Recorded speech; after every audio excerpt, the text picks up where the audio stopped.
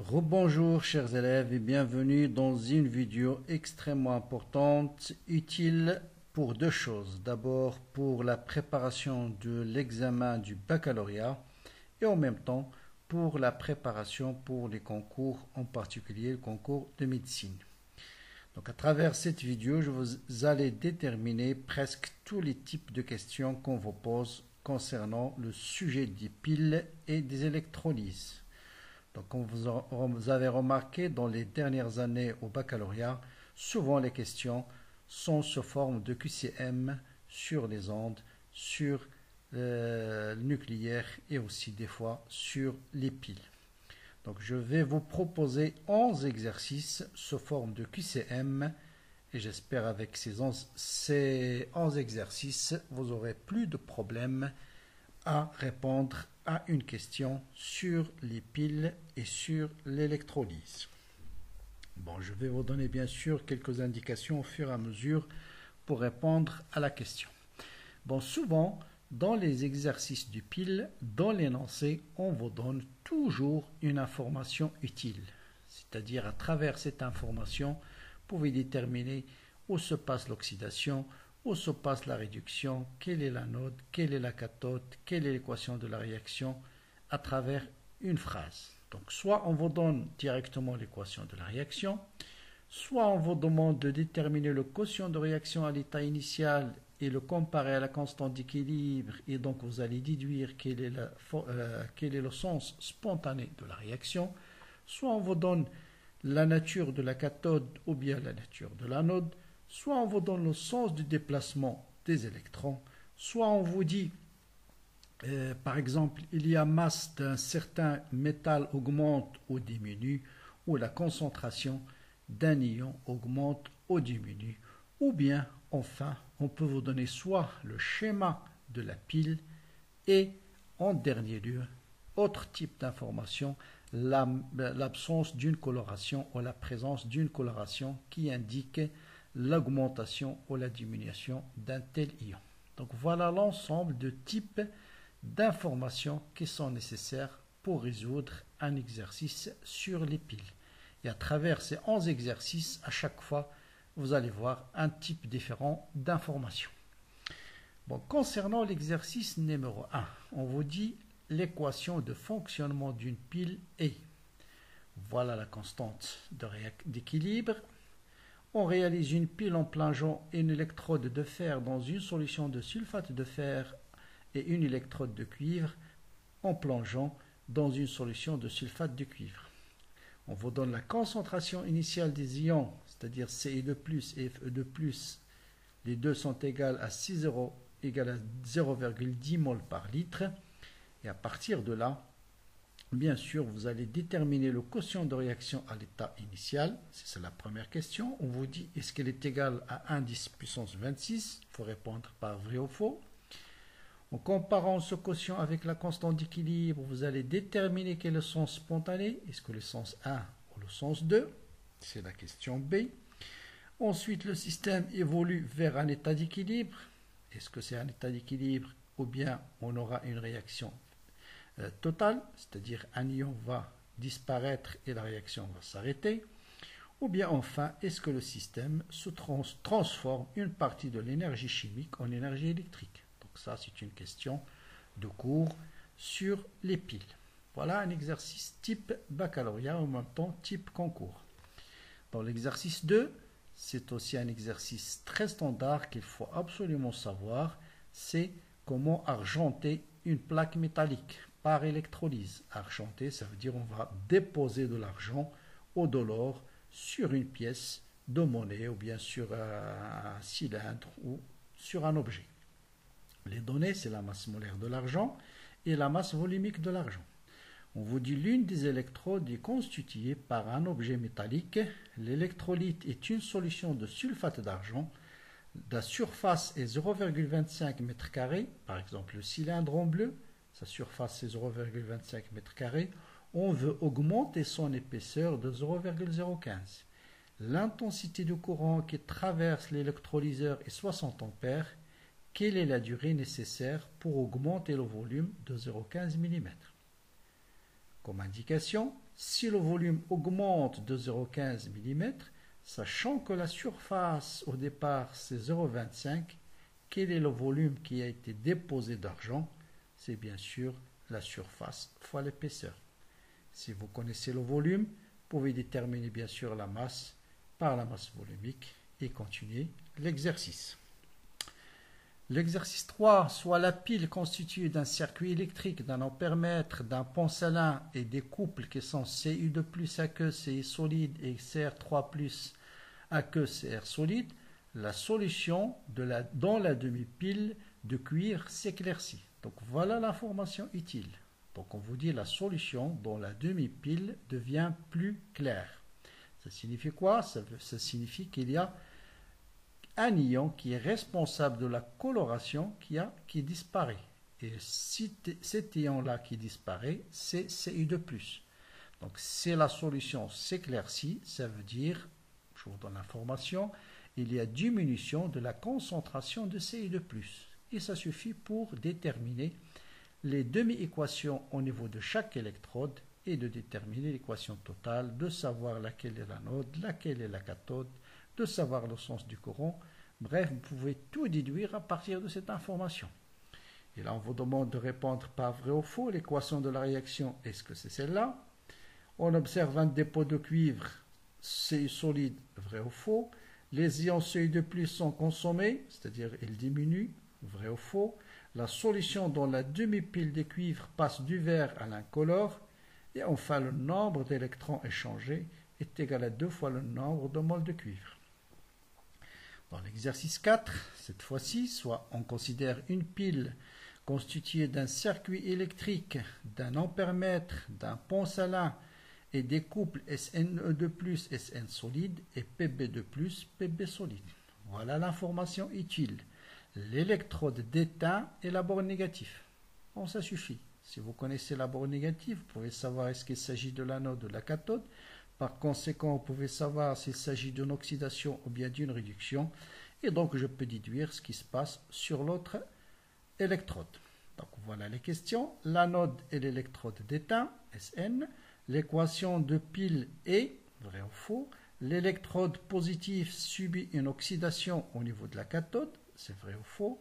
La pile s'arrête de débiter, c'est-à-dire de fonctionner lorsqu'il n'y a plus d'ion Sn2+ en solution. Est-ce que c'est vrai ou bien c'est plutôt lorsqu'il n'y a plus d'ion Pb2+. L'exercice 5, là c'est un exercice d'application des formules de la pile. On vous donne l'intensité du courant et on vous donne la durée de fonctionnement, 1 heure. Est-ce que la capacité de la pile ou bien la quantité de charge échangée c'est 684 coulombs ou bien 190 ampères-heure? CDE, est-ce que le nombre d'électrons échangés est 1,97 10-3 mol ou bien 7,1 10-3 mol ou bien 14,2 10 à la puissance moins 3 mol? Donc l'exercice 6, soit la pile schématisée. Là, l'information, c'est le schéma de la pile. Et à partir du schéma, je peux déduire laquelle est l'anode, laquelle est la cathode et par conséquent, où se passe l'oxydation, où se passe la réduction. Et bien sûr, je peux déduire aussi l'équation de la pile. Ici, sache qu'on vous demande, est-ce que l'équation de la pile est l'argent plus le nickel, Ag plus Ne solide donne Ag solide plus Ne2+. Est-ce qu'une oxydation anodique se produit au pôle négatif? Autrement dit, l'oxydation, est-ce qu'elle se passe au niveau de l'anode? Le pont-salin empêche le mélange des solutions. Est-ce que c'est ça son rôle? Parmi, c'est les rôles qu'il a dans une pile. La masse de l'électrode de nickel, est-ce qu'elle augmente? Vrai ou faux? Et enfin, les électrons vont de l'électrode de nickel vers celle de l'argent, à l'extérieur de la pile. Est-ce que c'est vrai ou pas? L'exercice 7, c'est le même que l'exercice 6, sauf que les questions sont légèrement différentes. On vous donne toujours le schéma de la pile, on vous donne les deux couples qui interviennent, et on vous pose les questions. La réaction de la pile, est-ce que c'est celle-là? Ci solide plus Fe 2 plus aqueux, donc là c'est 2 plus aqueux, donne Cu2 plus aqueux plus Fe solide. Le courant débité par la pile sort de l'électrode de fer, vrai ou faux?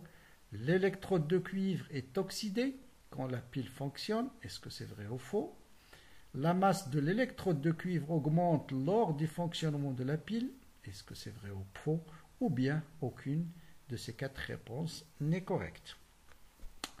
Bon, l'exercice 8, 9, 10, ce sont des anciens exercices des concours de la médecine au Maroc.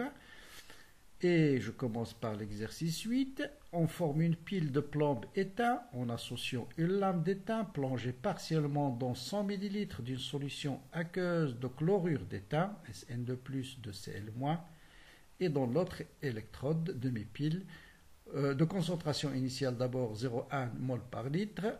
Une lame de plomb, l'autre demi-pile, est formée par une lame de plomb qui est plongée partiellement dans le même volume et la même concentration différente, 10-2. Bien, les deux lames sont reliées par un résistor et un interrupteur montés en série, les deux solutions par un pont salin. Les deux sont liés par un pont salin, bien sûr, pour fermer le circuit et pour assurer aussi l'électroneutralité de la solution. À T égale à 0, on ferme l'interrupteur et un courant de 10 mA circule. On vous donne un farad, c'est 9,65 10 puissance 4 coulombs par mol. On vous dit la constante d'équilibre associée à cette équation vaut 2,18. À partir de ces informations, vous allez choisir une seule bonne réponse parmi ces 5. Est-ce que le sens de l'évolution spontanée du système chimique constitué par la pile est le sens 1?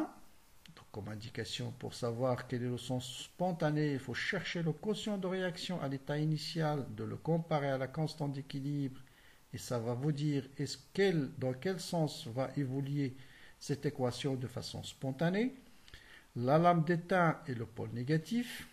Est-ce que c'est au niveau de l'étain, c'est l'anode en fait. L'électrode de plomb est la cathode. L'avancement, est-ce qu'elle s'écrit de cette façon-là ou de cette façon-là? Donc je vous rappelle que vous avez une seule bonne réponse parmi ces 5. Toujours concours de médecine au Maroc, on réalise le montage ci-contre lorsqu'une lame de zinc est plongée. Là, voilà l'information. Pour savoir où se passe l'oxydation, où se passe la réduction, là on vous le donne sous forme d'une phrase. Lorsqu'une lame de zinc est plongée dans une solution de sulfate de cuivre, il se recouvre d'un solide rougeâtre. Par contre, rien ne se passe lorsqu'on plonge une lame de cuivre dans une solution de chlorure de zinc. Donc c'est à vous de déterminer quelle est la réaction qui se passe. Donc il y a oxydation du zinc à la cathode, réduction de zinc à l'anode, l'électrode du compartiment 2, celle-là, et la cathode. Il y a oxydation de cuivre à l'anode. A est le pôle positif de la pile. Est-ce que c'est A, c'est le pôle positif? Question 10, toujours même exercice. On prend les mêmes données de la question précédente. La masse totale du système diminue avec l'évolution de ce dernier car la masse de zinc diminue. Est-ce que le compartiment 2 se concentre dans le compartiment 2 se concentre des ions C et 2+? Est-ce que c'est vrai ou faux? La masse du cuivre reste constante. Les concentrations Zn2+ augmentent avec le temps. C'est vrai ou faux?